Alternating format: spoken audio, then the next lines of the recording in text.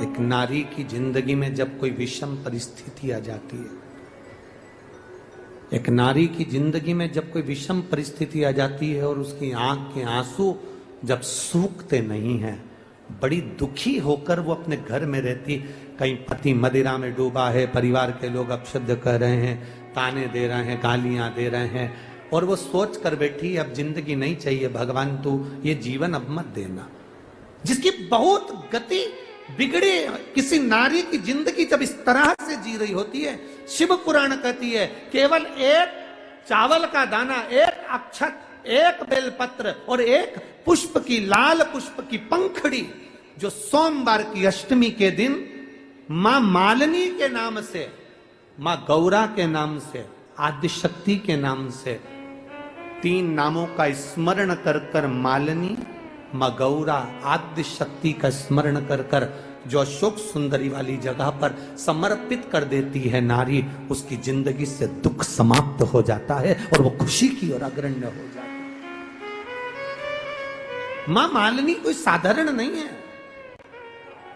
गजमुखी है ये, जिसके मस्तक, जिसका शीश गज का है, साधारण नहीं है ये। मत्स्य पुराण कह रही है, विष्णु धर्मोत्तर पुराण कह रही है, और नव दुर्गा उपनिषद कह रहा है, ये मालिनी मां कोई साधारण नहीं। उसका नाम का स्मरण हमारे, एक नारी बहुत कष्ट की अगर जिंदगी जी रही है तो उसको एक बार अपने जीवन में उपाय करना चाहिए, उसको जीवन में एक बार मां गजमुखी मालिनी का स्मरण करना चाहिए, उसकी भक्ति कम नहीं, दुख समाप्त।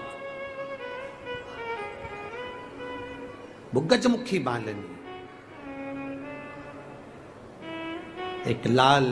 चंदन में भिड़ा हुआ अक्षत, एक बेल पत्र, एक फूल, लाल फूल की एक पंखड़ी हो, फूल भी नहीं हो तो पंखड़ी भी, मां मालिनी गजमुखी को जब दिया जाए तो वो सुख प्राप्त करती है। सुख,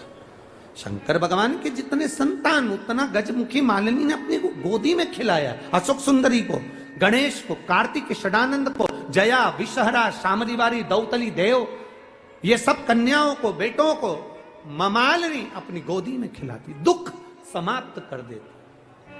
जब कोई चढ़ाता है ना अशोक सुंदरी वाली जगह पर ये वस्तु, तो मां मालिनी उसको गोदी में खिलाती, उसको दुख नहीं आने देती। मां मां होती।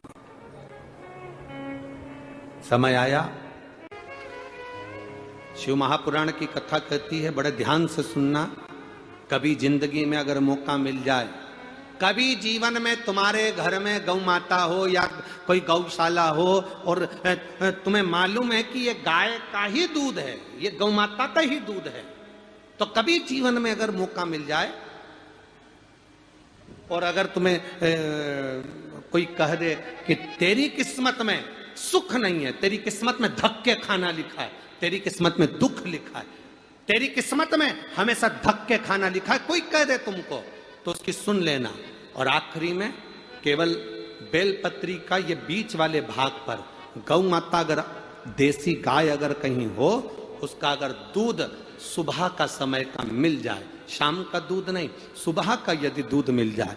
इस बेलपत्री के मध्य भाग में, आप लोग आस्था चैनल पर आप इस पत्ती, बीच की पत्ती के मध्य भाग में थोड़ा सा दूध लगाकर, नीचे के भाग में भी थोड़ा सा दूध लगाकर, दोनों पत्तियों में गाय का घी लगाकर भगवान शंकर के शिवलिंग पर कभी मौका मिल जाए जिंदगी में एक बार, किसी भी सोमवार की अष्टमी के दिन शिवलिंग पर अगर लगा दिया जाए, जिंदगी में दुख तुम्हारे आसपास भी नहीं भटक सकता, सुख की अनुभूति होगी। दुख में भी सुख आएगा, किस्मत में दुख लिखा है वो तो आएगा, पर दुख में भी सुख की अनुभूति होगी। आएगा दुख, पर दुख भान नहीं होने देगा। पांवों में अगर ठोकर लगी है तो थोड़ी तो चोट लगेगी, पर जूता पहने हो तो ज्यादा लगेगी क्या? जम के तो बोलो रे, नहीं लगे, क्योंकि जूता पहन रखा, तुमने पहले से सेफ्टी कर रखी है, तो चोट नहीं लगेगी। ठोकर लगी, कष्ट हुआ, पाँव में थोड़ा कष्ट हुआ, पर इतना नहीं हुआ। अगर नंगे पैर होता, चोट लगती तो ज्यादा लगती। ज्यादा आनंद।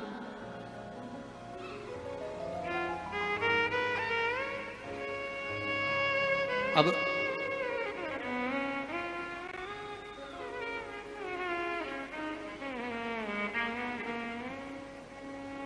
बेलपत्री बीच वाली पत्ती पर ऊपर जम के बोलो, गाय का दूध, नीचे घृत, दोनों साइड घृत, बाबा का आनंद करते हुए शंकर के शिवलिंग पर सोमवार अष्टमी के दिन कितना भी कोई लिख दे, कोई तुम्हारे भाग्य को भी लिख कर दे कि तेरी किस्मत में ये दुख लिखा है, आएगा दुख, मना नहीं, पर एक बेलपत्र और गौ माता का दूध जीवन में कितना बड़ा भी दुख आ जाए उसको टाल देता है। इसलिए शंकर जी का अभिषेक गाय के दूध से होता है। गाय के दूध से भगवान देवाधिदेव महादेव का अभिषेक होता है। अब आज के जमाने में तो ना जाने कहां कहां का दूध लेकर आ जाए, तो भगवान शंकर को थैली का दूध, पाउडर का दूध, ना जाने कौन कौन सा पर नहीं, भगवान के साथ में कभी छल नहीं करना। अगर आपके पास में गाय का दूध हो